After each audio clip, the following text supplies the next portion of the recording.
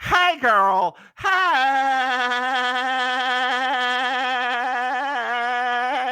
And dear listeners, I'm sorry. It's not my fault this time.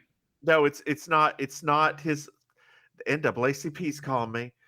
Let me decline that. Wait, what? Look, I give them money. I am a card-carrying member of the NAACP. Did you not know that? I just don't know. What are they calling you for? More money. Oh, okay. It's a Sunday afternoon. What in the world? Because they know I'm here. Shouldn't It's they the be only at day you're available. Shouldn't they be at Golden Corral right now? It's a little late here. I mean, it's 4. Oh, Or a little early, depending on how you look at it, right? They're trying to get ready. They're taking a nap before they got to go back to Bible There you study. go. There you go. Anyway, dear listeners, that wasn't a read, by the way. I used to live that life. That was not a read. I was in Milwaukee last weekend, and then I went to the Cherokee Casino Dude. where I won money. Of course you did. Well, let me tell you about this. So oh my God, how appropriate. I know, right? I know, right? So I was so regardless, y'all, I didn't have the time to record last week. I was real tired and flying a lot, and flying in a pandemic is no joke. Let me just, even in first class, which yes, I pay the extra money for because it's not that much more expensive. Oh, so what's so different about it now? You have to wear a mask the entire time, unless you are actively drinking. But it's not like it's not like a super long flight, is it? It's an hour and a half. But the problem is being in the airport. The airport. All right, so we got a cold spell in North Carolina, which means it was 40 degrees. So they kicked it up to 80 in the airport. Ooh, girl. And girl, let me just tell you, I've got 2 stories to tell you. Let me tell you about Charlotte Douglas International Airport first. Do tell. So Charlotte has gotten somehow worse than what it was when we were children. That airport's always been terrible. I don't understand. So they now have a parking lot, a separate parking lot for, like, they've always had the more expensive daily parking lot, but it used to be with the hourly parking, right? Okay. It used to be hourly, daily, and then like the cheap daily stuff farther back. Okay. Well, I was like, I'm not going to be gone that long, so I'll be a little bougie. I'm going to spend a little bit of money, and I'm going to get the closer daily stuff because I could just walk to the airport. Okay.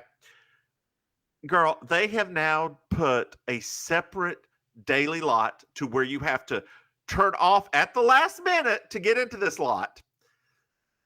I missed it the first time. I had to go all the way through the hourly, loop back around, and get to this daily lot. Okay. Then, girl, you cannot, because of the construction, you cannot walk from the daily lot to the airport. You have to take a bus. I took the bus. Everything was good. I flew to Milwaukee, came back. Girl, getting back on that bus.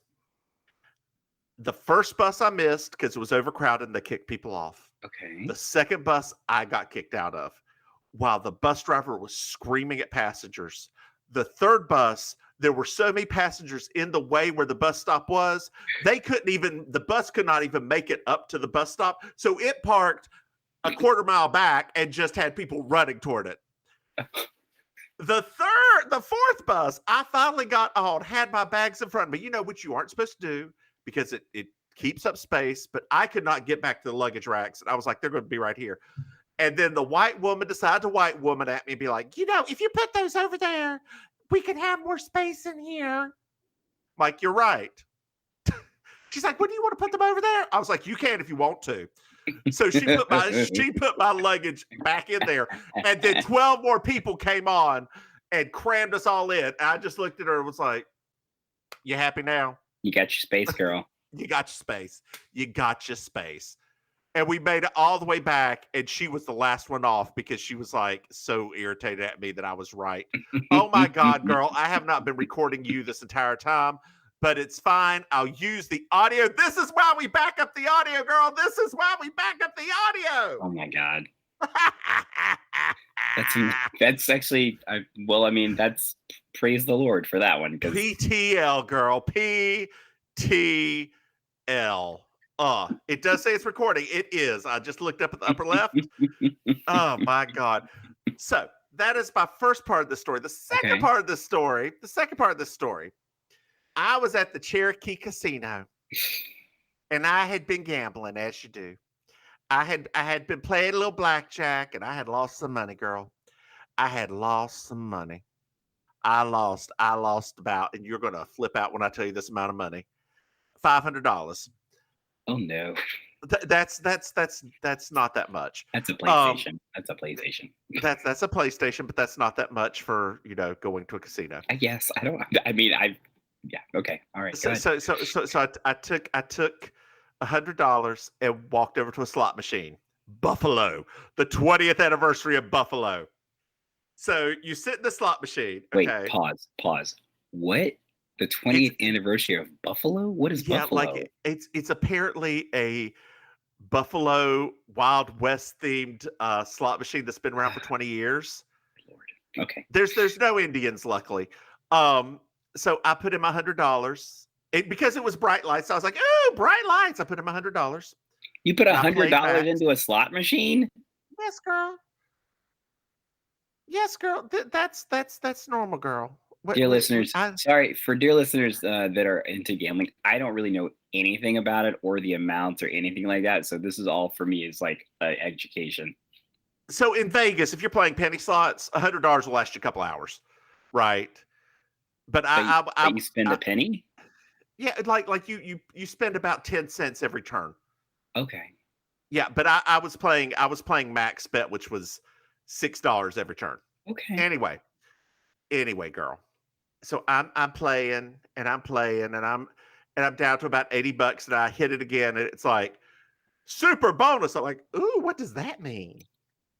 Girl, it just kept on spinning and spinning and spinning and spinning.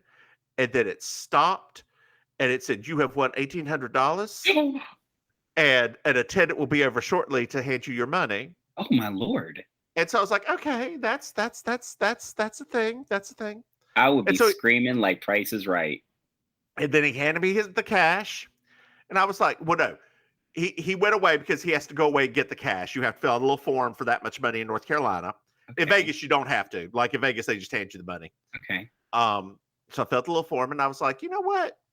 I've already before that I was already at $500. Let me add that. Like it was I was down 80 up and down.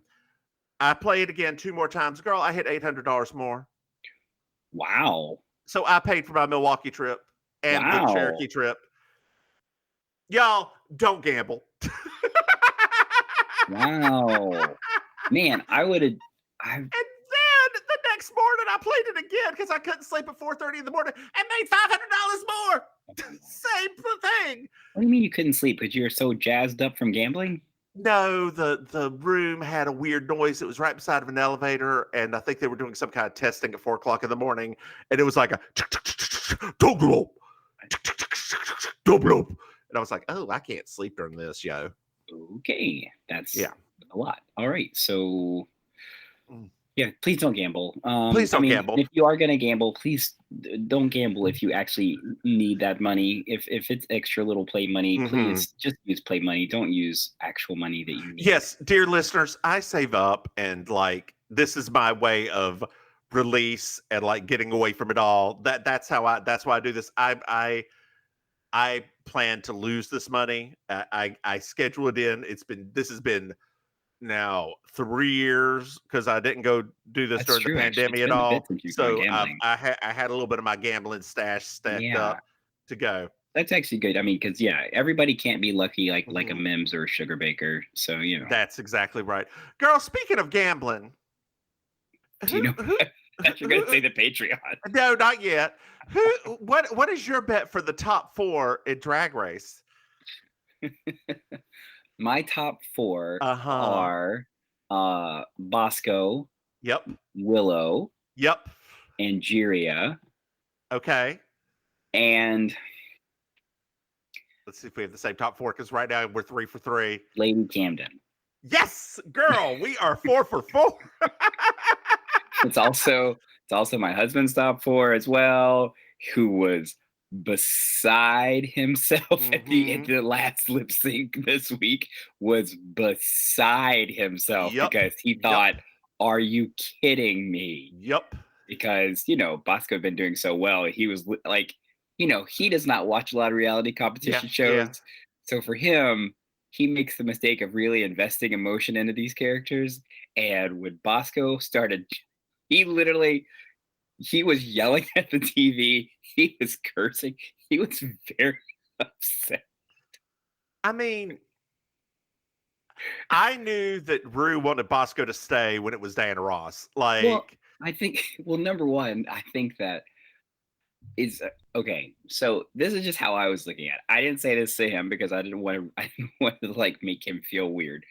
But there's no way that RuPaul, who is RuPaul, is sitting there and is literally using the lip sync only as his criteria for who stays and who goes. If they were head to head, clearly the one who hasn't been doing badly is the one that got saved. If they were like this situation where Honey had already been in the bottom like 3 times, yeah. she could, I mean, other than her like completely ruining it, which by the way, her interpretation of that song was not good. Bad. It was not good. And so for me, it was like I wasn't worried about Bosco going home because I knew that that's, Georges, you can't beat her in a lip sync. Like you just can't. So real talk. I thought Angeria did. You thought she beat her? Yes, hands down. I don't know. She had gravitas in a way that Georges did not. My only problem, and this is I do have an issue with Angeria, right? Is that my husband's home. My only problem with Angeria is this. Every once in a while, when she's lip syncing, and I know that she's in the zone. But sometimes when she's in the zone, she does not connect a lot with the audience. Like you can tell that she's kind of staring off into space. Like she doesn't really look at, like she's not looking at the judges too close, like that sort of thing. And I felt like in a Beyonce song, especially, that is an essential part, right? You have to like look at them, let them take you, like, drink up all of this juice, honey, like all of that. And that was the only thing when I was watching them, I was like, that to me was the big thing, is that she does not do a lot of eye contact when she is lip syncing. She comes from the I know old style of black. I know. No, I know she does. And that's the thing, right? Like it was fine, but a lot of the modern songs, part of it is this weird kind of like taking the audience in, like almost like you're talking directly to them. Yeah. And that's how a lot of Beyonce songs are. Like they sound like she's talking to you. Yeah. Or she's singing at you. And like you're kind of sitting there like, okay, Miss Beyonce. Like, yes, ma'am.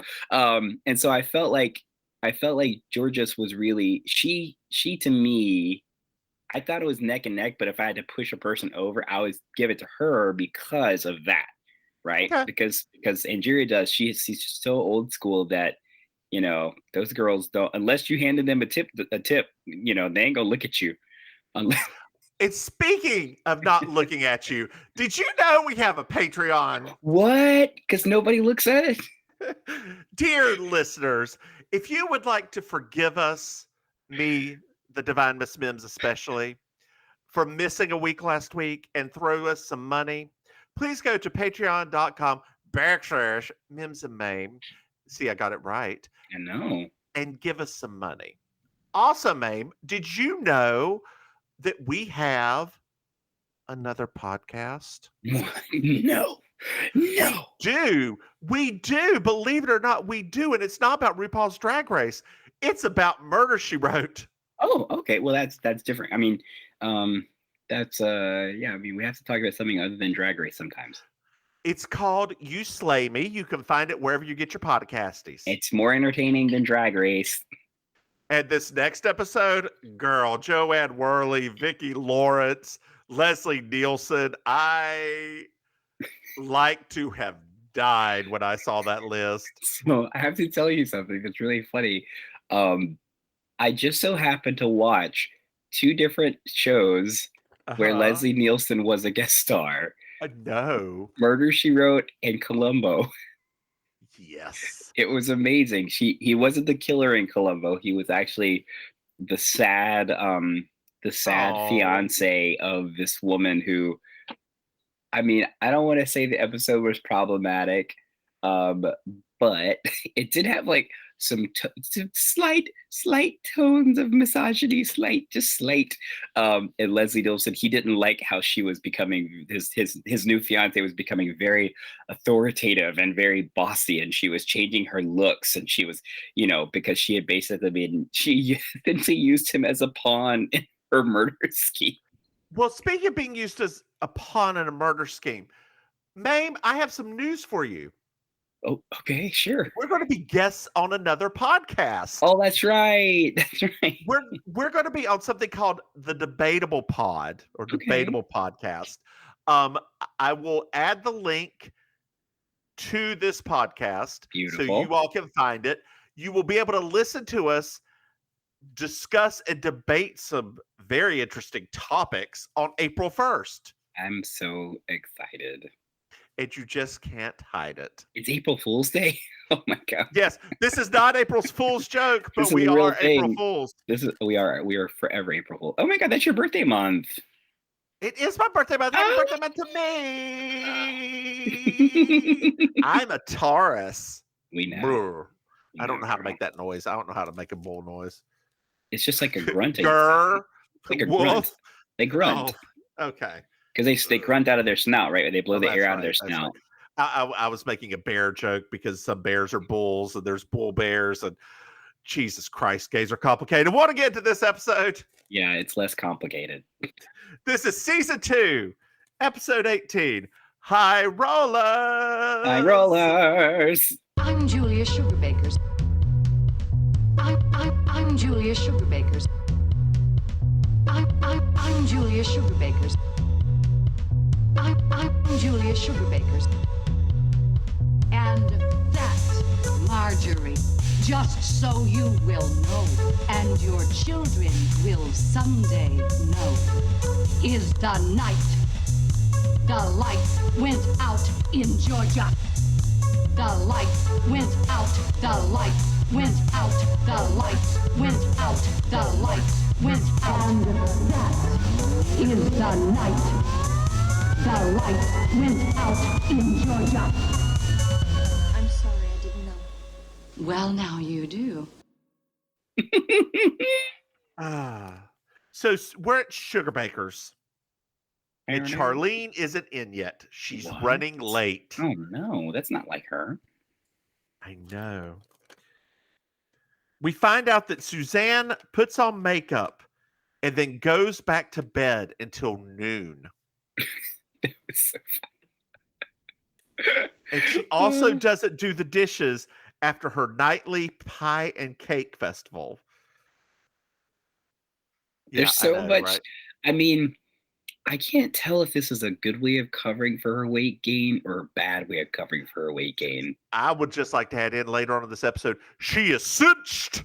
Oh, she is cinched. Yeah. Like she is that corset. She looked uncomfortably cinched. Toit. Yeah, she looked uncomfortably cinched. So Julia tells Charlene, well, you have to force Suzanne. By the way, Charlene shows up. You have to force Suzanne to do the chores. Otherwise, she won't do them. So let's throw a little bit farther back. Suzanne is now living with Charlene. Yes, because she does not have the house. She lost the house because the government put a lien on it or something like that. Right. She's unable to live there because the government's got a lien on it. Yeah. I didn't think that's how that worked. I thought it's not. Oh, okay. It's not. I'd always heard that expression, but I never thought that somebody had to leave their home. You don't have to leave your home unless actual bankruptcy. Okay. Yeah. Then and there's 3 forms of bankruptcy. One for businesses, one where you give up all your assets, and one where you can pay for your assets and you keep the house. With that southernness of yours just now, it says keep your asses. I'm just assets. That didn't keep your asses, y'all. Keep your asses. You can do that by playing Buffalo at the Cherokee Casino in Cherokee, North Carolina. Oh, Oh jeez. God. Oh God. That is not advertising for gambling. Dear listeners, don't go Please gamble, don't please. gamble unless you have an extra income. If you don't, and if you need help, there's a hotline out there for Oh, gamblers. y'all got a hotline too? We got one too. It's on the radio down here. Because we have It's the same hotline. It's a nationwide hotline. the Gamblers Anonymous hotline. Yes. And casinos are required by law to put that up. Oh, wow. Yeah. Do you think anybody actually looks at it? Anyway, so we find out that Charlene doesn't like Suzanne to do chores because, for example, when she washes dishes, she just puts everything into a big pot and then puts that in the dishwasher and hits go. Yes. Which is perfect. We also find out that Suzanne has a face treatment made out of sheep placenta, and Charlene knows because she ate some. I mean, people pay a lot of money now to eat placenta. But it's true. It's true. I don't know about sheep placenta, but well, I mean, like if you look at high-end beauty products at this point now, they are basically made of a lot of animal things. Speak of high-end beauty products, I got my Team Trixie and Team Katya palettes in yesterday. Mm-hmm. They are fantastic. Of course they are. I tried them. I did one eye. So I didn't have my contacts in. I was going to send you a picture, but I didn't have my contacts in. So I was like getting up close to a mirror and trying to put it on, then back it up and put it on, getting close. And it did not work out very well. And then when I put on my eyeliner, it was like up to here. So but before the eyeliner, I am definitely Katya looks better on my skin because the pink brings out the weird undertones of my skin, but both are real good. Okay. Real good. Did you see that Kim Chi's makeup line is going to be at CVS now? You're joking. Nationwide. What? Yeah, she's a mogul now. She's an actual mogul. Well, in honor of that girl. Watching you put on lipstick is not something that looks quite the same from this perspective. Well, girl, part of it is I'm using the tiny picture of me. You know, there's a drag queen. So there's a drag queen that I'm friends with. Now? No, shut up. There's a drag queen that I'm friends with on Facebook that her style of drag, it kind of reminds me of if you embrace like bearded drag. Okay. Because she has very similar facial hair patterns, but what she does is she actually uses her mustache hair. She uses the top or the part of her mustache hair that meets the lips, and she actually uses that as part of the lip when she draws it on. Okay. And it looks really cool. Like it actually looks quite cool. And every time I see you and I see like how your facial hair meets your lips, I'm like, Mims could do that. Like she could actually do that. I don't like, part of my problem is I don't like stuff in my beard. Like I've tried that before, and I don't like it. Like you don't like the feeling of it? I don't like the feeling of it. I prefer to be clean shaven whenever I do drag. It's just one of my things. I don't know. I don't even notice when things are in my beard. Yeah. Honestly. Yeah. I always do. Like if I've got a fleck of something in my beard, I feel it and I'm like, oh God, get that out. Yeah. So and also the white is a little, it would be a good like holder of color. I see that, right. But nah. Yeah. Well, I mean, like I said, I just thought of it when I was looking at you doing it just now. I was like, oh. And let me just tell you, I'm actually a little surprised with how good of a job I did putting this on in a tiny little box. Like it didn't do bad. I mean, you looks good to me. You did a good job. I wish I had an upper lip. That's the next part. Anyway, well, that's why that drag performer, like that's why they do that. It's because they don't really have an upper lip. I used to paint it like that, right up to my nose. 2 little points right there, just round up to my nose. Give myself those bozo lips. Dear listeners, for those of you that don't know, Bozo was a clown from Chicago. Suzanne has a job interview. What? Suzanne's gonna work? She's gonna work. And dear listeners, I know we're taking some little segues here. This is the most straightforward episode we've had so far. We've ever had of Deciding Women. So there's not a lot of content. I mean, there is content because we're fantastic. No, there's content, but it's like very linear. So it's not like we have like multiple side plots and like the only side plot in the entire episode is literally like at the very end of the episode. Exactly. So we also, Anthony comes in and he's giving Consuela rides around to the meat packing warehouse. To the meat packing warehouse. And he suggested to her that she live in his apartment complex. Yes, because he was being nice. And we find out she's stalking him. Yes. Not figuratively, literally. Yes. I like that. What is that word? Every time we think about Consuela, it just gets worse. Like it does. Like she just, some of his description, him talking about her laughing. I can listen to Anthony's impression of her laughing all day. Like apparently she falls out completely onto the floor and just gets tickled and laughs and rolls around at like the smallest joke. She also appeared at like his screened-in window one night and was staring at him. Yes. It's fantastic. A lot of it was literally like a horror movie if it wasn't a comedy. Mary Jo says a line about Consuela laughing that I love. Which one? She said that would take the hair off a sweater. That's right. I'd never heard that before, but I loved it. Well, also, dear listeners, the color that I'm wearing is called red cabbage. It does look like red cabbage. Yeah, it looks like red cabbage. It's a great color. It's a deep purple. It would look good on the melanated. Yes, I was going to say melatonin, and I'm like, what? No, it don't look good on sleeping people. It's gonna get all over your pillows. It's not. And purple's hard to get out. Purple's real hard to get out. It's real hard to get out, girl. Purples and reds. I have learned that lesson, girl. Ooh, Lord. Especially on that blush. Nobody warned me that blush can stay on that skin for a little bit longer than the rest of your makeup. Like nobody told me that. What do you use to get your makeup off? Makeup wipes followed by washing my face. Oh, girl. Dear sweet girl. What? Get yourself, you start with baby oil, then you go Noxzema, then you go makeup wipes, then you wash your face. I promise you will never have a bit of blush again, but you got to start with that baby oil. See, in our family, we do Vaseline. Vaseline always kind of broke me out afterwards. Oh, not us. Not in our family genes, dear. Like my skin.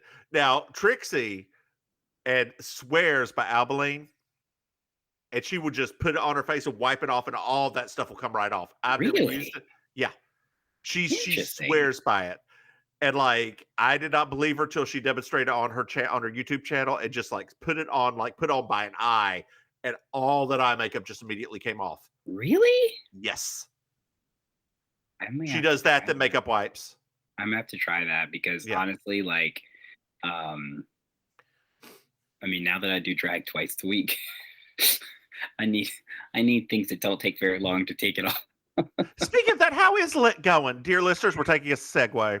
Another segue. It was fun. So Tuesday was our first night. It was a really fun show. We actually had a good crowd that showed up. Dear listeners, as an aside, Maim is now doing stand-up at a bar called Lit, L-I-T, in Wilton Manors. Go on. So it was really fun. And we have our show. So it's every week. So I'm a little nervous for this week because this is the first week that's going to be non-villains. So, I'm more familiar with my people than but a lot of local comics are interested now. So, okay, that's good. Yeah. So I'm excited. So we'll see how that goes. So I've got a question. Yes. Are you able? All right. So when I hosted a drag show or two back in the day, and there were random people that came up there, some of them were not quite as entertaining or as exciting or as good as the other ones. Yes. And I would often say, well, that was something. Or, well, that's 3 minutes of your life you'll never get back. That's what I used to say about myself. Right. Um, I say are similar you things. I say okay? similar things. I'll Okay. joke. Who was it? I mean about the other people if they aren't good. Can you So say one of something? my drag kids, Javier, he's a very handsome, right? He's a very handsome guy. And Uh-huh. heterosexual also, right? So he brought his girlfriend, which was fine. It was just really cute. But it was funny because you could feel the palpable sexual energy like forming around this poor guy when he got up there. And but his routine is he's a very like existentially kind of heady comedian. Okay. And so I could literally feel the energy draining out of the crowd. And I told as soon as I got the microphone back, I said, "I'm sorry for that blue ball treatment that you guys just got. Um, I'm sure that a couple of you might still be sexually attracted to him, but I could see on a lot of your faces that that was the quickest rise and fall you've had in a long." But And up then, next, we've got some Viagra for you. yeah, well, the guy in the front row. So there was a guy that came to our first show. He's actually kind of a pretty well known around like comedy queer circuits named Okay. Peter Biscuito or something like that. I can't remember his name. His goes by his show is called My Big Funny Peter. Okay. And he was like, I do him still. And I looked at him, I was like, that's because you're a whore, right? Like, and and he just kind of sat there like, well, yeah, I am. So but it was good. So but yeah, I will sometimes make light of. Now next week, where I'm not gonna know them as well, that's gonna be a little bit different because I don't really, I don't know them as well as I know these folks, right? I've seen them perform, but I'm not friends with Yeah. them like I am with the villain. So we'll see. We'll see. So Suzanne comes in with the samples for her new job. Girl, I loved it so much. I love these samples so much. Can we just talk for a moment about this little part before we dive too far into it? Yeah. This is that thing where I always get confused at a person who is supposed to be writing more of a liberal leaning show, and then there's a lot of sex shaming going on. So Well, so much sex shaming. so the job is a naughty lady lingerie like person who comes to houses and privately shows you things. It was kind of a pyramid scheme. This doesn't seem like a pyramid scheme because it actually seems like she got samples from that she did not have to pay for, right? Yeah, no, they weren't treating. I mean, technically, that could have been a whole different episode, actually. But no, this Yeah. wasn't like a pyramid scheme. I remember this. Do you remember this? Yeah. Oh yeah. Yeah, I remembered it. Yeah, that when because that's before Victoria's Secret got huge and Mm-hmm. women could just go to the store and get lingerie. That's Fredericks so of crazy. Hollywood. That's so crazy to me to think there was a time where lingerie was like so Yep. dirty. Yep. Yep. The Well, I things we mean, do to- the conservatives are still having issue with periods right now no, I know. because the new movie from How dare they suggest Pixar a preteen girl have a period, right? Oh my god! Oh my god! Oh my god! Speaking of, have you watched Encanto yet? Okay. We did watch Dune, so we are starting to catch up on recent released movies. Why? I loved it. I know, and my baby Timothy Chalamet's in it, but it's so long. Yeah, but It's I mean, so like, long. it wasn't. I mean, Were you cooking during it or something else? The book is humongous, so I didn't even know. think it Did was- you read all the books? All 12 or 13 of them? I think I read the first 4. That's too much of your time. But I'm just saying, like, for me, as a person who read it, I really actually appreciated it because there is a lot. Yeah. So I know how other people felt about it that are like, girl, that was long. I'm like, I guess. I mean, there's one thing. Whenever somebody says, what's in the box? they're usually referring to 7. However, I always think back to the 1970s version with the woman and the nail. Pain.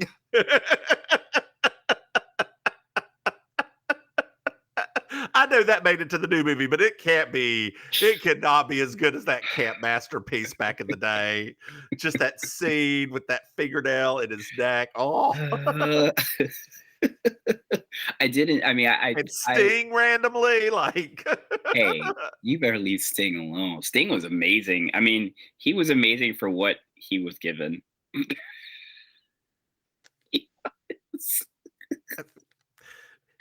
Anyway, Mary Jo finds the nippleless bra in there. Yeah, and she makes a comment about how guys what guy would find that attractive. She always just thinks it's like, well, guys would see that and think, well, where's the rest of your brassiere? no, that's not. I mean, I have to admit, for a nippleless bra, that I then again, mesh tank tops I don't understand either. Do you understand mesh tank tops? You mean like on men or women? On men. As a sexy thing. It's unusual, right? It's because especially down here. Well, no, it's not unusual. Sorry. To be, look, actually, I remember him. It's weird that you just said that, because he wore a mesh tank top on the cover of his album in the 90s when he was trying to make an edgy comeback. That's right. He did. Crazy that of all the people. But the thing is, right down here. So obviously, for those who don't realize, like, I live in South Florida, and South Florida is exactly how you think it is, where there are handsome men in good shape everywhere, right? It's true. Everywhere. It's very true. Mims has been here too. They're everywhere. And because of that, I've seen men in mesh tank tops like that. And it's weird because there's a part of my brain that says, I should find this attractive. I know on paper I should find this attractive, especially when they're super fit. And I just think to myself, like, that's so impractical. Because me too. However, I will say some women's lingerie does look good on a man because it accentuates the ass better than some men's. Oh yeah. Underwear. Yeah. Well, I mean, like, men's underwear is awful for. Yeah. I mean, literally, I feel lifting and separating. It's what's separating. I feel like men's underwear is basically, it's like wearing a monk's robe. It's literally like, just let's not even pay attention to this, because most of the men don't even want to acknowledge their own sexuality in public. So let's just leave it alone. Which is why they get so uncomfortable when they see the gays wearing super tight things and things like that. That's why, if you notice now, a lot of straight men really like to talk trash about the guys wearing skinny things and all of that. Like, It's not that they're wearing skinny anything. It's just that they're wearing form-fitting clothes. And straight men have a problem with form-fitting clothes. They want to, that's the reason that pants are the length they are. That's the reason that shorts are the length they are. It's all just like, oh, I don't want to show that much in my thigh. Okay, sure. Well, Julia finds the edible underwear. I'm sorry, what? Edible underwear. Oh, that's like those ones that look like fruit roll-ups. Yeah. The edible underwear. Yeah, and dear listeners, I don't know, Maim, have you ever tried edible underwear? Not in a sexy situation, just to eat.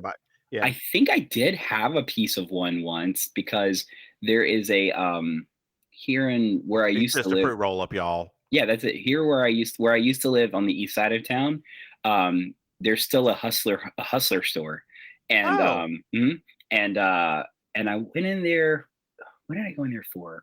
Oh, I went in there because there's this brand of socks that I like called Gumball Poodle. Okay. And on their website, they had said that they sold them there. So I was like, oh crap, because they're like funny socks that are like, the ones that go all the way up to your knees. So I was like, oh my God. And so I went in there for the first time. You know how I get around sexual things. So at first I was kind of like nervous when I heard. So I was like, oh no, what's happening right now? Like, I don't want somebody to ask me questions. And so then they actually had like a sample on the counter of like, oh my God, here, try these. And I was like, oh, thanks. I think it was like strawberry. That's all it is. It's just fruit roll up. That's it. It literally is fruit roll up. Now, Charlene says that's not even practical. So she's thinking about wearing them. I don't think it's practical because I think it's a sanitary issue.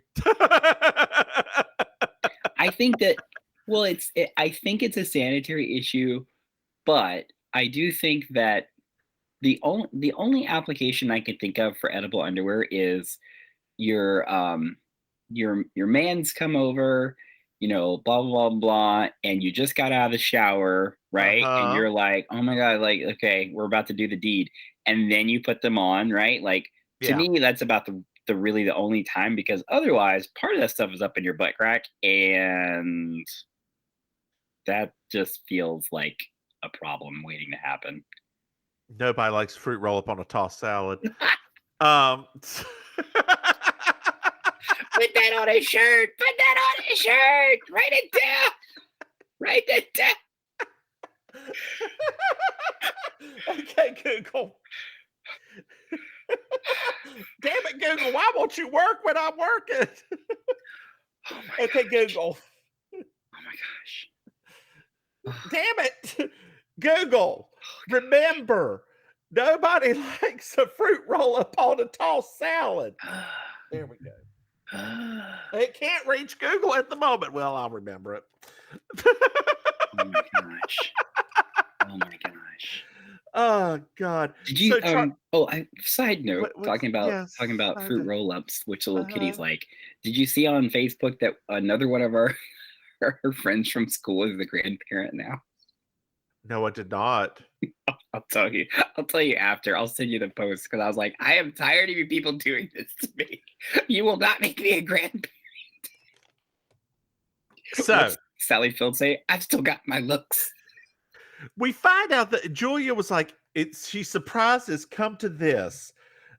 Or Julia's like, it's come to this. It started off with like playing the Mississippi lottery or Missouri lottery, and then to eating underwear panties. Mhm. That is a line that I did not even read correctly, but that's where we're at here. I still, this goes back to the last episode though, right? Because it still kind of bothers me. Like, Uh-huh. we are still treating Suzanne like she did something wrong when Suzanne got taken advantage of. Yep. And it's so upsetting because, like, Yep. she didn't do anything wrong, but we keep doing this thing. Like, Julia talked about her, like, oh, how Mhm. almost like, oh, how the mighty have fallen. I'm like, what? That's not really. I mean, she's doing what she can. Suzanne doesn't have any experience working. What are you talking about? Like, what is she going to do? Go to be an engineer or something like that? Exactly. Just little stuff like that. I don't know. It's just like, I have such a bone to pick with that type of logic in these situations. Because even when it would happen to celebrities, right? Because I mean, this was a very common thing in the 80s. This happened It to really a lot of was. celebrities. It really was. And it was always so weird to me because it was like everybody kept blaming them. And I'm like, why would you blame them for trusting a person who gave no indication that they shouldn't trust them? Like, but that's what we're going to do. We're just going to keep on piling on Suzanne. So now we're at Charlene's. Oh boy. It's late at night. Charlene's trying to sleep. Apparently they're sleeping in the same bed. Yes. Well, Charlie must have like a one bedroom, I'm guessing. It really sucks that Mary Jo didn't bring Suzanne into her house and throw her in the basement where she could have lived, and maybe helped out with the kids some or something like that. But, whatever. I felt like that would have been a much funnier premise too. Oh my God. Could you imagine Mary Jo going to Atlantic City? You just burned a better episode. Yeah. We've done that twice now. So Suzanne is talking about herself and how she's put on weight. A lot. Like she's just going on about it, how people have noticed her put on weight. And she's put on weight because, of course, she's put on weight. She's very depressed and she's eating pie. And dear listeners, this is where it really starts, where the fat shaming of Delta Burke really starts. Yep. I mean, technically, this is where, to me, the direction of the show literally becomes pile on to Suzanne. Mm-hmm. They could have changed the name of the show. And she does say to she does say about one of the people who talks about her weight that she doesn't talk about her husband, and yell at her husband, go, "Hey Frank, how's the impotence problem? Still thinking about that implant?" I always forget about those they have implants. But then I remember there was actually a story of there's a porn star that got one of those Yeah, implants. yeah. So apparently he And I think they're actually starting to make a comeback now. the implants. Yeah, Oh boy, we're yeah. gonna have some bionic dick. BD baby. Wait, that's something completely different.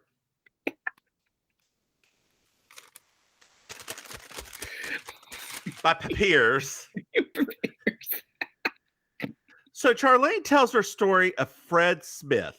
He went to Vegas and won $35,000 to keep his business afloat. His business had nothing. He had a brand new idea of how to, like move packages everywhere. And he ran out of money. He went to Vegas, won $35,000. And that was the beginning of FedEx. Did you actually look up the history of FedEx to see if that was No, I true? did not. I did not. I was just going to let that go. Like, now I'm gonna have to do that because I thought that when I watched it earlier again today, I was like, I'm going to have to look this up at some point when I know Sam Walton of Walmart fame was very he was an asshole, but he was very down to earth and never spent any money. yeah. So he was one of those. He still drove his old truck around and wore his old jeans, sold blah, blah, blah, blah, blah. I'm like, here's my thing. If you get to be that rich and you aren't giving the money away to like a charity or something, at least spend the fucking money to get our economy going even better. Like buy the airplanes, buy the cruise ships, do all that. Those are jobs. Apologize. Don't apologize, girl. You live your truth. You live your truth. So Suzanne then says, let's go to Atlantic City. Yes. Is that, you're the gambler. Was that basically the only place on the east side of the country that you could go gamble at the time? Yeah. Okay. Because Yeah, when she said it at first, because obviously I knew the Cherokee one wasn't there then, but I was like, No. I didn't know anything about gambling. So I was like, is that the only place people could gamble? Branson was, I don't know if Branson may be closer to, Atlanta. I think that's on the other side of Missouri. So Atlantic City's probably the closest, and it's a cheap flight from Atlanta. So No, my auntie, she, I guess we'll call her Auntie Chi. That woman loves Atlantic City. She used to live in Brooklyn, and that was her yearly trip. That was where she went she would have one yearly trip where she came down to see us, and then she had another yearly trip where she'd get on the bus with all these other ladies and they'd all go to Atlantic City. Yep. I have never been to Atlantic City. I haven't either, and I would really like to go, but at this point now, my mom has explained to me that Atlantic City now is not like it was then when it was like kind of fun and a little seedy and everything. It's very it's just like everywhere else. It's just gotten very Disney-ified. And it's starting to it's a little run down because a lot of the casinos just closed. Oh. Because so a lot of Native American places open casinos, so that diluted down the East Coast need for casinos. Mm-hmm. The Cherokee are very upset in North Carolina, by the way. Why? Because there's another casino that the Catawba will now have just outside of Charlotte and Kings Mountain. Oh no. Oh yes. Oh yes. Oh no. Yes. The Catawba, most of the Catawba reservation is in South Carolina, but they own like a Walmart-sized plot of land just outside of Charlotte, Kings Mountain. Oh no. That's so amazing. They are the Cherokee, like North Carolina was like, yeah, it's money. Like, and that'll be a lot of money. Yeah, the state doesn't care. No, and the federal government was like, sure, we recognize the Catawba. But the Cherokee tried to sue to stop it. They lost. No, did they really? Yes, of course they did. But what, on what grounds though? I mean, that they had an exclusive license to do this in the state of North Carolina, which they didn't. Oh my Lord. Yeah. And if the Lumbee ever get federal recognition, that's the only reason they want it. Well, their reservation would be right beside 95 at the midway point between New York City and Florida. Yeah. Could you imagine the gambling complex there? Yeah. Everybody that would come from New York would stop there first. Oh yeah. It would be huge and like so much money. And I mean, for a DC traffic would go there. yeah, for like, and it is a desperately poor region of our state. Like Desperately. it desperately poor. Like it is like the lowest education, funding wise, like poverty rates high. It needs the money. It needs something. Yeah, it really does. I ain't gonna say I got any solutions for this, y'all. That's Oh yeah, no, we're not economists. Just in no, case no, you no, guys no. didn't know that about us, we're not economists. Although that's what all the tests said I should have been in high school when I took all those tests, like the ASVAB and all that stuff. An economist. Economist, yeah, Interesting. yeah, I yeah. can't remember what mine said now. Probably Chef, I just think. I think it was Drag something queen. I think it just I mean it did specifically tell me I needed to do creative things. Like Yes, it did yes. specifically say that to me. So here we are. I just remember getting a phone call after taking that test because it's a military test Girl. from like the Navy saying you could be a nuclear scientist with us. I'm like, oh, Girl, got do you flat remember feet. them bringing the two of us in because we scored the highest in the class and we had to go meet with that man? Yes, I remember that. God. And we were both like, you don't want us. we may or may not. We'll tell. You want us to tell our tea now? Because we will. If that'll keep you from annoying us. Girl, you ain't even got to ask. We'll just tell you. I'm pretty sure he didn't have to ask us when he met with us. He was kind of sitting there like, yeah, boys. We're like, oh, okay, that sounds nice. That sounds great. You pay for all of our school? We're going to be at officers. Mr. Officer, I got a little surprise for you. That was Oh, God. So Suzanne grabs Anthony and they suddenly are in Atlantic City. do. I was upset that they didn't do like a great little like montage. I know.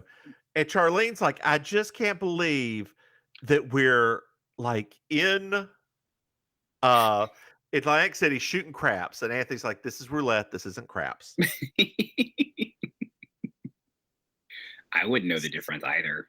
So Suzanne puts money on 7, which is her dog's birthday. And she sings the name game song, but with Consuela.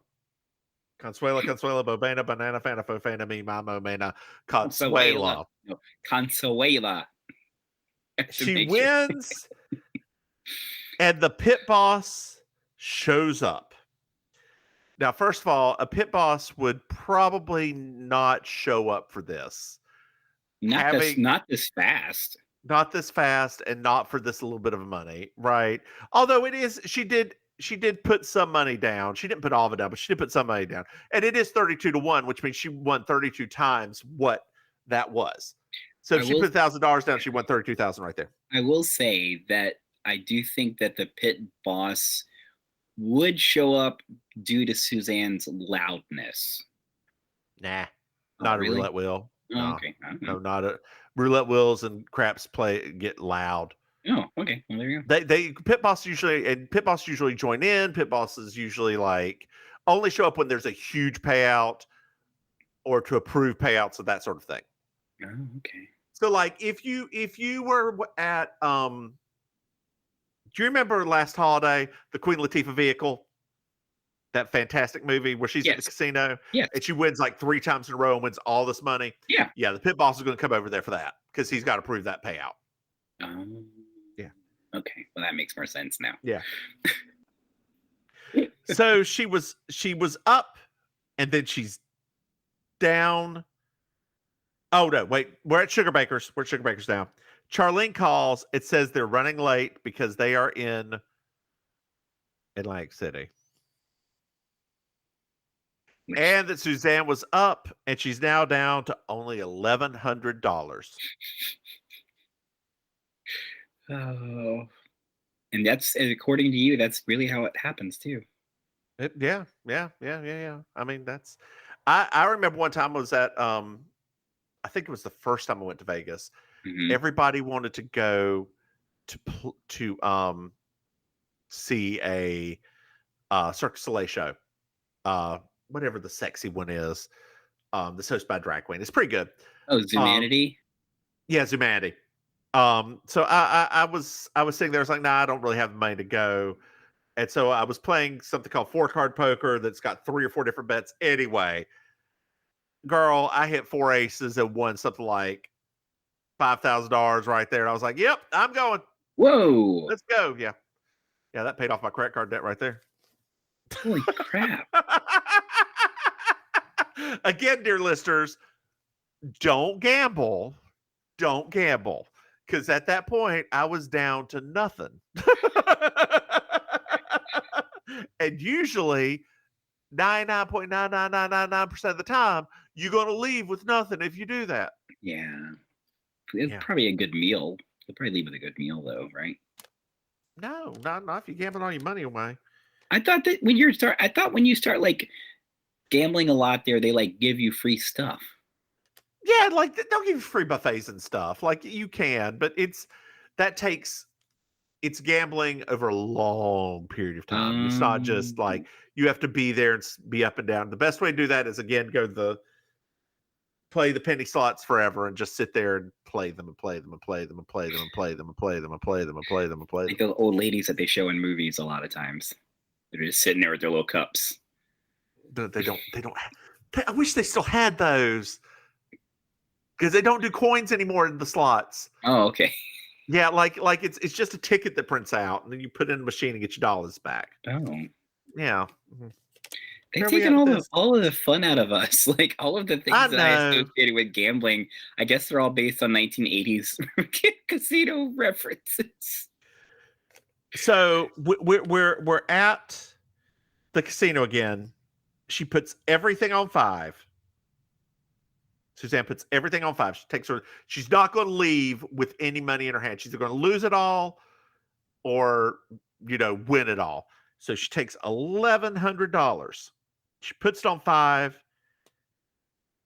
and wins.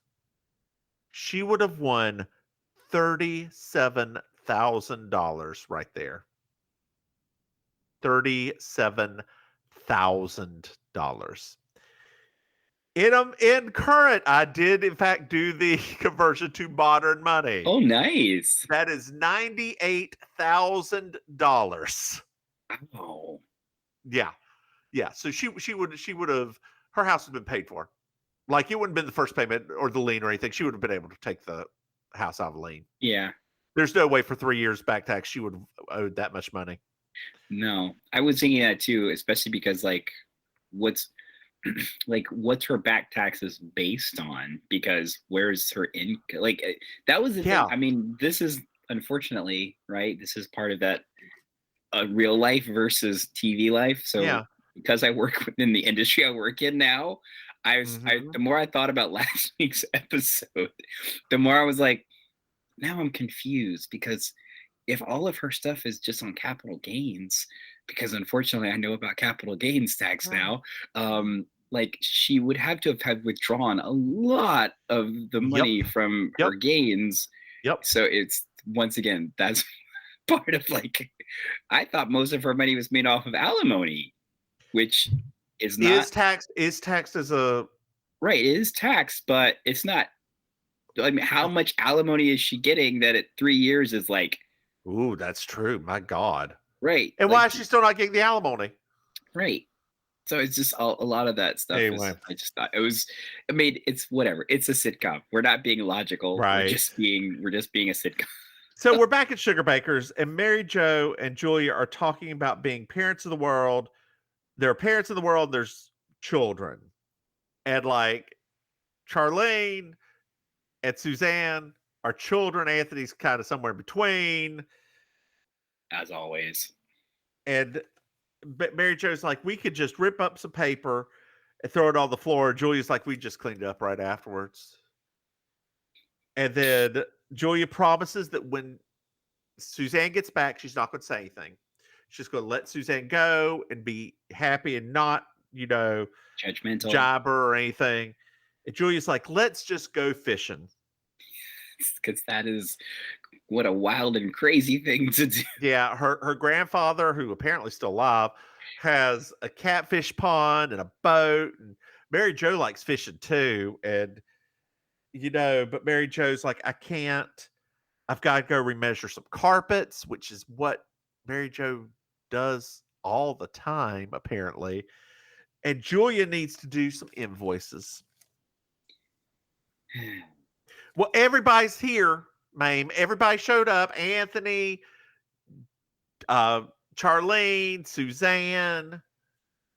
Anthony apologizes for being late. And Julia says, I'm not going to tell you I told you so. And Suzanne dumps out her cash, and it's $39,000. What?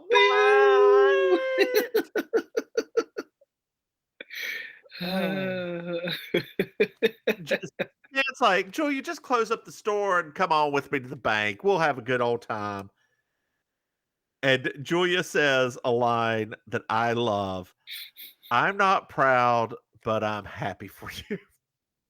And Suzanne says, I have learned 2 lessons in this. You can get something for nothing, and gambling does pay. And then we have, so Suzanne, Anthony, and Charlene go to the bank. And then we have a cute, weird button where they decide to go fishing over some goofy ass music and the weirdest hand drawn sign I've ever seen. Yeah. Do do do do do do do do do do do do do. Sorry, I cut you off, girl. Go on. Oh no, I was just gonna say, I felt like I would have really have liked for them to have just gone with the other folks and had a wonderful celebration.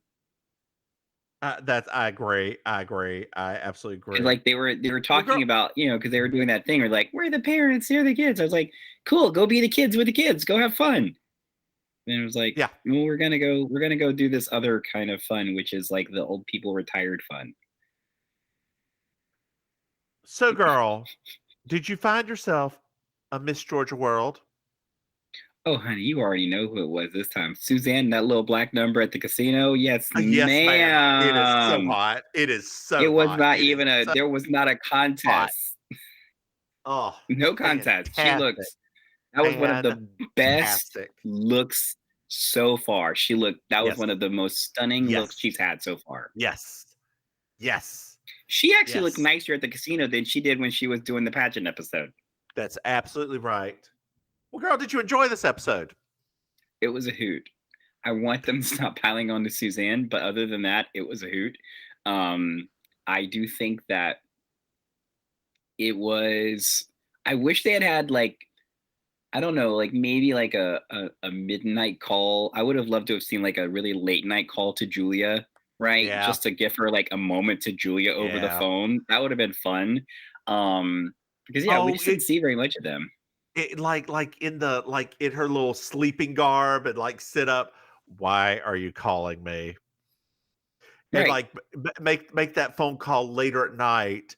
Then for that would have been funny because I mean it's like, just like because it would have been great because we could have tied it into Charlene and her guilt complex, right? So of course she has to sneak off and call Julia because she's feeling terrible about the fact that they're doing. I just think that would have been really a fun little moment. I agree. And that would have gotten them on screen a little bit more. Although I don't think they could have because I don't know what time the flights actually leave Atlanta to go to Atlantic City. I tried to not even like do the math on that part because they made it seem like she drugged Charlene out of bed, went by, picked up Anthony, and literally got on a plane left. To Atlantic but the flight's only like 2 hours long, so I don't know. Whatever. I love it. Well, girl, we have now gibbered and jabbered for nearly an hour.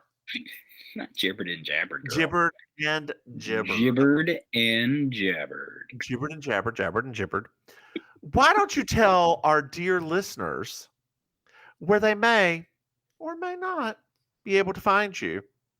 may or may not. Okay. So hi, dear listeners. So Hi! hi, this is your Auntie Maim. If you Your want name, to, Alicia. I didn't do it this time because you always make fun of me. If you You want already to, did. I don't like you. Jeez. If you want to follow me online, you can follow me at auntie.maim. That's MAIM, like assaulting you. Because I'll beat somebody. I won't beat somebody up, but Like I'll Lot's verbally assault you. wife. And then if you want to find me in real life, because IRL. I perform in person as well. So I host a stand-up show called Laughs at Lit every Tuesday night. At Lit Wilton Manors, which is a little a little neighborhood inside Fort Lauderdale. It's so tiny. I host amazing colossal karaoke on Amazing. Thursday nights at Kill Your Idol in Miami Beach. Although not this Thursday night. Oh, no, not this Thursday. Yeah, this is the one. The one we only have 2 Thursdays a year that we don't do karaoke. This is one of the Thursdays because it is Miami Music Week. Brr, brr, brr, brr. You don't know what that is, do you? No. Miami Music Week is basically it's been around for 30 plus years. It's basically the entire electronic world of music comes to Miami for a whole week. And there's Are you going to anything? not this year because I'm still a little bit COVID-y weird. I'll probably go next year. I went the year before COVID to like one of the events and it was great. I got to see David Guetta, who like surprised everybody. Nobody even knew it was going to be him because he came under an not like a alias. And so I was like spitting distance from him.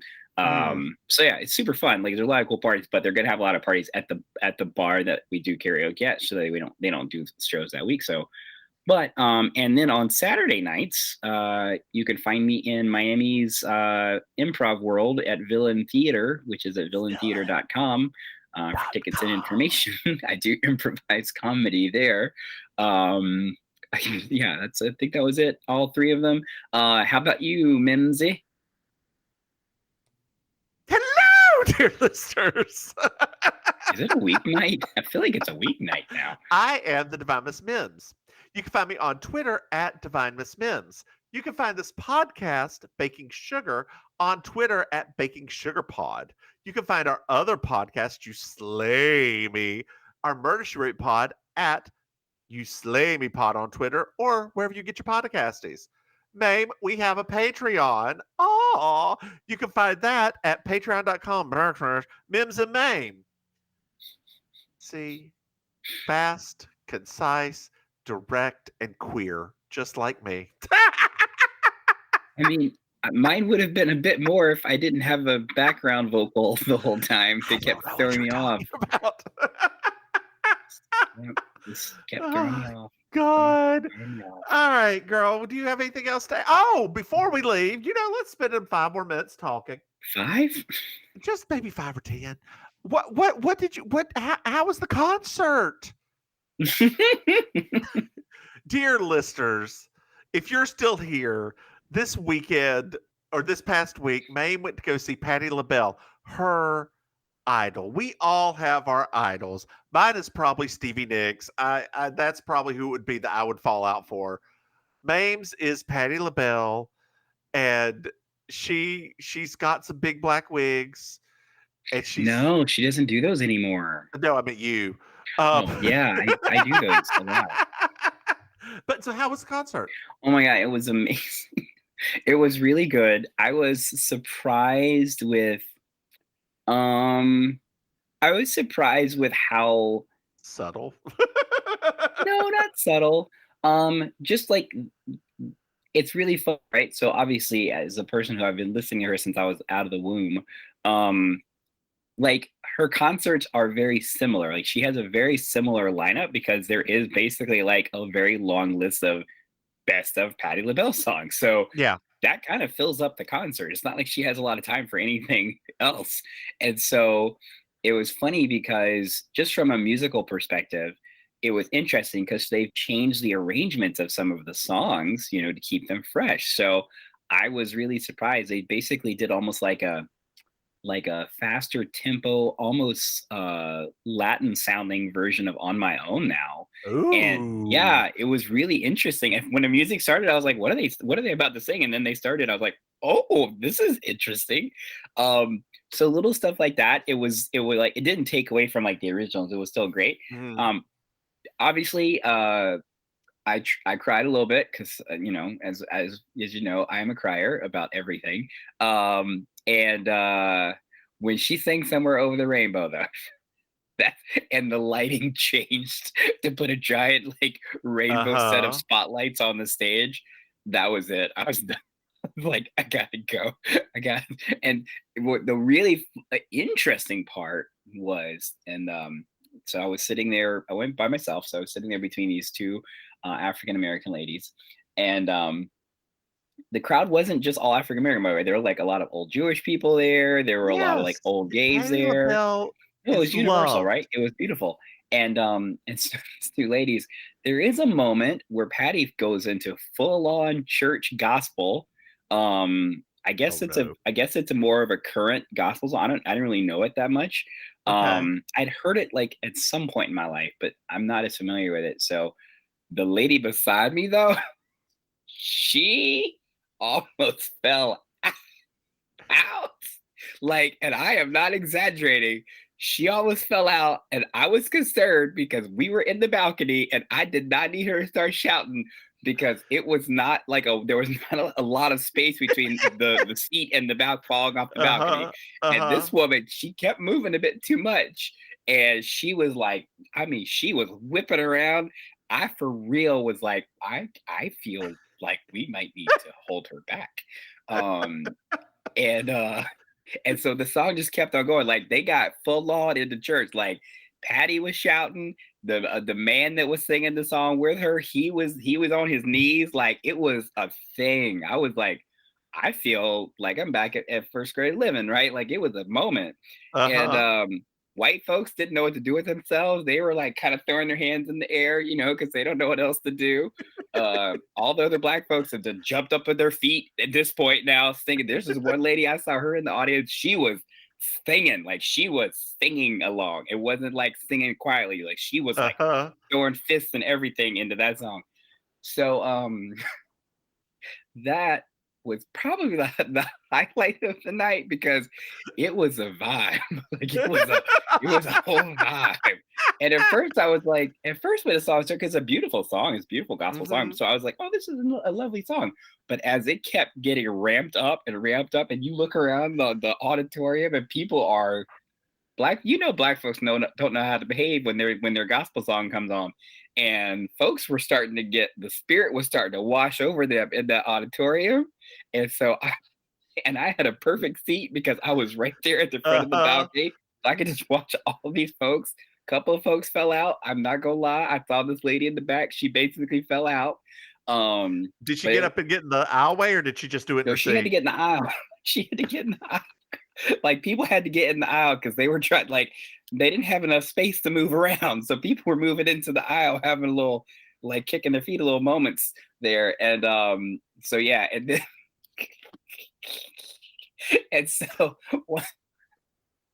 when the song finally ended, because that was the longest song of the night. Because as Oh, soon as you yeah. thought it was done, Yeah. when you thought it was done, because dear listeners that don't have never been to black church, songs don't really end. They kind of vanish over a period. And so everybody thought the song, all the white people are like, oh, that was lovely, right? Because like the little man that was singing it with her, he went back over to his thing to sit down. He was doing the maracas or whatever like that. And then he got on his knee, and then he got back on the microphone, and then he started preaching a little bit, talking about the spirit and talking about you got to praise him when you can praise him. And it just turned, the song went on another 3 minutes. And when they finished, that lady beside me, she was in a sweat. Her wig was a little bit askew. She was like, I didn't know it was gonna be like this. I didn't know it was gonna be like this. Like she was having a time. So immediately followed that. Right after that is where she did Somewhere Over the Rainbow. So the audience was already like wound Cry. up, right? Yep. Then by the end of Somewhere Over the Rainbow, because everybody thought that was the last song, so everybody standing and crying and all of that. And then she breaks out into Lady Marmalade. And it went from everybody having a spiritual moment to a dance party. It was those three songs were the most perfect, not only transition, but those three songs summed up Patti LaBelle's career so well. Yep. It's like, wow, like you literally those talk about three versions of the same woman, like 1, 2, 3, boom. It was a hoot. And then after that, because everybody was like, is it really over? Because the poor white people. Because it looked like she was leaving after Somewhere Over the Rainbow, and a couple of people left, and poor white folks were like, they're like, is it over? And the black folks were like, I'm not getting up, because that's the thing. As you were watching the whole show, you were like, there's a song she hasn't done yet, right? And at first I was like, maybe she's not gonna do that song. But then as Somewhere Over the Rainbow, as they kept playing the music for Somewhere Over the Rainbow, like while she was getting flowers and everything else, I was like, they're not. I was like, she's acting like she's going. I was like, but I'm looking at the band, and the band does not look like they are preparing to stop. And that's when the music started. So it was, girl, it was a hoot. It was an absolute hoot. I am thankful that I kept those tickets for the 2.5 years that I have had them, because that was going to happen April of 2020. That was supposed to happen. So I'm very thankful that I did, because I will never forget this night as long as I live. Yeah, that's my one of my bucket list people. I think I'm now gotten through 1, 2, 3, 4 of my bucket lists. I just got one left, and I think I'm gonna have to go to Europe to see her. Her name is Roisin Murphy. She's a British artist that I'm obsessed with. So literally the last of my bucket list artists that I want to see in concert. Who were the three besides Patti, Gaga? Okay, which you saw with me. Oh, which is on you. Patti, Gaga, Janet, which I saw when I was 14. Yeah. Madonna. Okay. Right? I finally saw her. So they were my buckets. Like, those are the ones like I have to at least physically see them live once. And Kylie, right? Like, I have to see them live at some point in my life. I'll do whatever I have to.